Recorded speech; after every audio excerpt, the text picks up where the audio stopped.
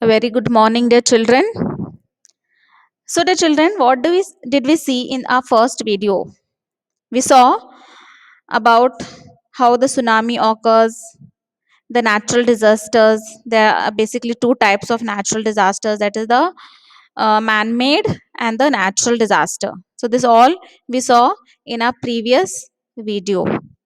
The children, also we learned about Ignatius. Now, what was Ignatius working as? He was working as a manager of a cooperative society.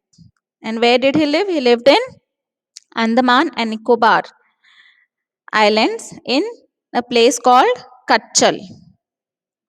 And what happened to his family? His family was swept away.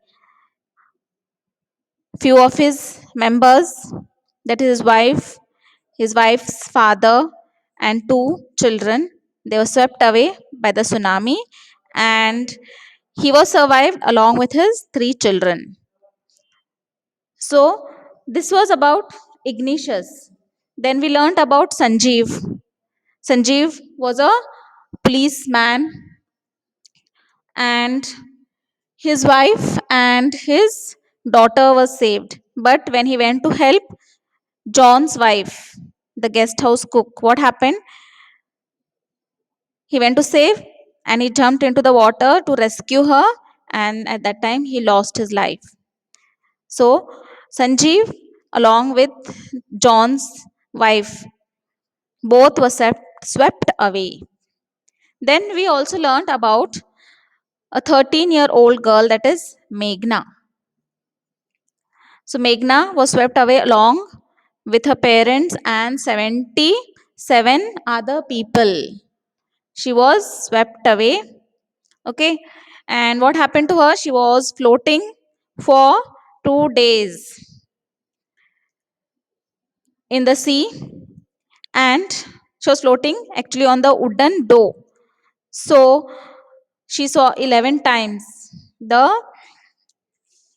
helicopter, that is the relief helicopter, but they couldn't see her and they couldn't help her out. And how did she save herself? Actually, what happened?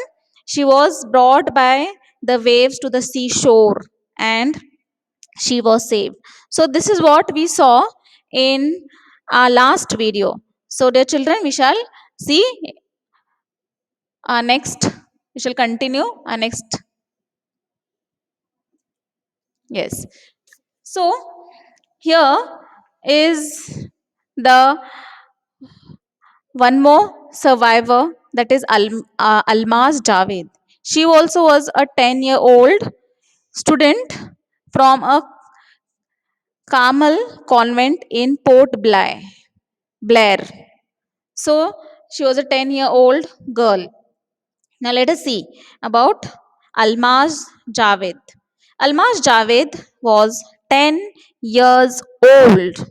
She was a student of Carmel Convent in Port Blair, where her father had petrol pump.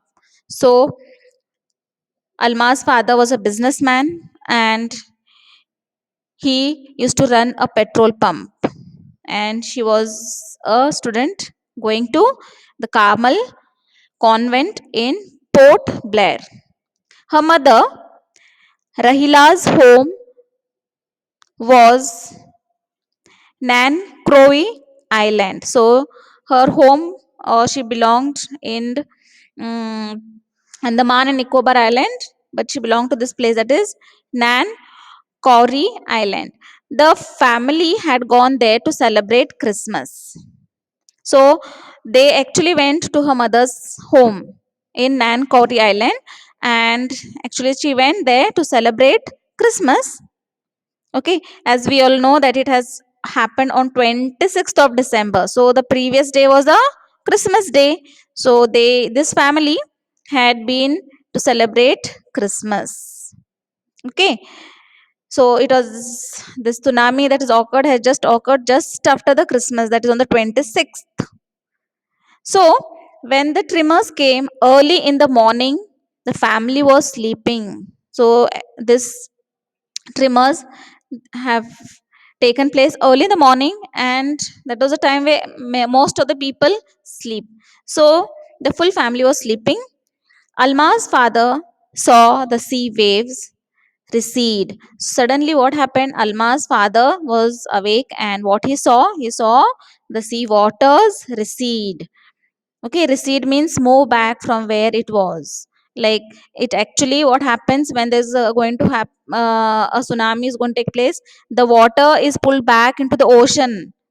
Okay, so what he saw uh, that the sea water recede means move back from where it was. It went into the water went into the sea. Okay, he understood that the water would come rushing back. So now he knew, if the water is fully receded, it will rush back with great force. He knew this. And what happened? He woke up everyone and tried to rush them to a safer place. So soon he tried to wake up all the family members and tried his best to take all his family members to a safer place. As they ran, her grandmother was hit on the head. So, what happened to children as they were running? Okay, as they were running, okay, her grandmother got a hit on her head and something fell down. Her father rushed to help. They came the first giant wave that swept both of them away. So, what happened to children?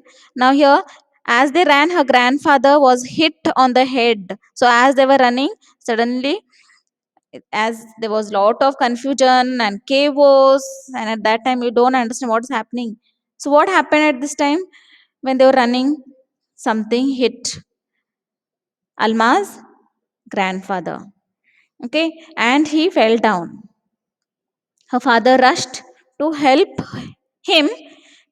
Then came the first giant wave that swept both of them away. And when he went to help grandfather, what happened at that time? The giant wave came and swept both of them away. So both of them lost their life. That is Alma's father and grandfather. Both of them, they lost their lives. Now Alma's mother and aunt stood clinching to the leaves of the coconut tree. Now, as they were running from the tsunami, what happened? They stood clenching. They caught the coconut leaves and they stood there only, calling out to her.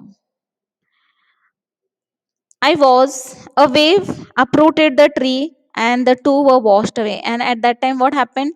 As the waves are very, very, very strong, what happened? The waves uprooted the tree and two were washed away. That is Alma's mother and her aunt. They both were washed away by the waves. Alma saw a log of wood floating. And what happened? Alma's lost a father, mother, grandfather, aunt. And Alma saw a log of wood floating. She climbed on it.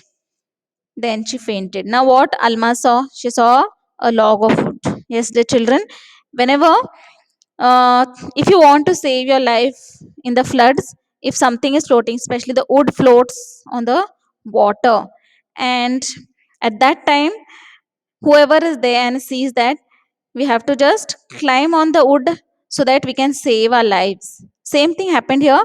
Alma's, what she saw the wood was floating and she climbed on it. And what happened? She fainted. Why she fainted? Yes, when she's seeing the disaster, the things that are happening in front of the eyes, a small girl, 10-year-old, and when she saw that everything, she was just shocked.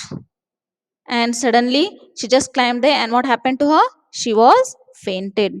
When she woke up, she was in the hospital in Camorta.